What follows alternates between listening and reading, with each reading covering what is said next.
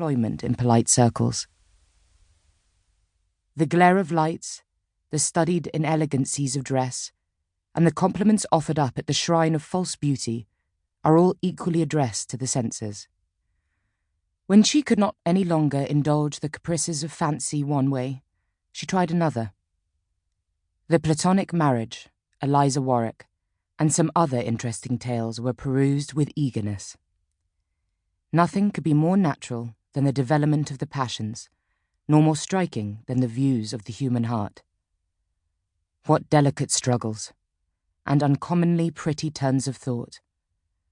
The picture that was found on a bramble bush, the new sensitive plant or tree, which caught the swain by the upper garment, and presented to his ravished eyes a portrait.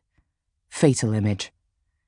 It planted a thorn in a till then insensible heart, and sent a new kind of knight-errant into the world. But even this was nothing to the catastrophe and the circumstance on which it hung, the hornet settling on the sleeping lover's face. What a heart-rending accident! She planted, in imitation of those susceptible souls, a rosebush. But there was not a lover to weep in concert with her when she watered it with her tears. Alas, alas! If my readers would excuse the sportiveness of fancy and give me credit for genius, I would go on and tell them such tales as would force the sweet tears of sensibility to flow in copious showers down beautiful cheeks, to the discomposure of rouge, etc., etc. Nay, I would make it so interesting that the fair peruser should beg the hairdresser to settle the curls himself and not interrupt her. She had besides another resource.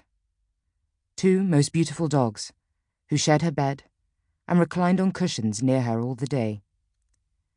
These she watched with the most assiduous care, and bestowed on them the warmest caresses.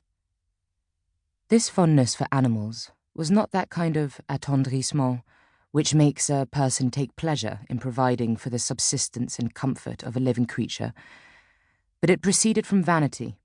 It gave her an opportunity of lisping out the prettiest French expressions of ecstatic fondness in accents that had never been attuned by tenderness.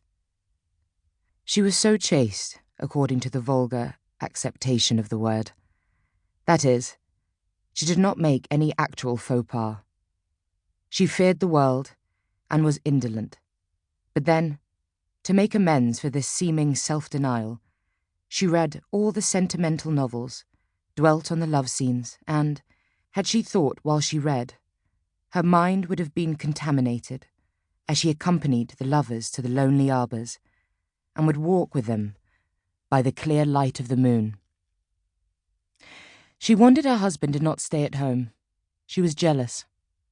Why did he not love her, sit by her side, squeeze her hand, and look unutterable things? Gentle reader, I will tell thee, they neither of them felt what they could not utter. I will not pretend to say that they always annexed an idea to a word, but they had none of those feelings which are not easily analysed. Chapter 2. In due time she brought forth a son, a feeble babe, and the following year a daughter.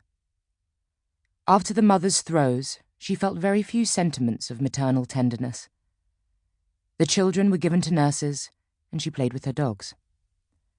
Want of exercise prevented the least chance of her recovering strength, and 2 or 3 milk fevers brought on a consumption, to which her constitution tended. Her children all died in their infancy, except the 2 first, and she began to grow fond of the son, as he was remarkably handsome. For years she divided her time between the sofa and the card table. She thought not of death, though on the borders of the grave, nor did any of the duties of her station occur to her as necessary. Her children were left in the nursery, and when Mary, the little blushing girl, appeared, she would send the awkward thing away. To own the truth, she was awkward enough, in a house without any playmates, for her brother had been sent to school, and she scarcely knew how to employ herself. She would ramble about the garden, admire the flowers.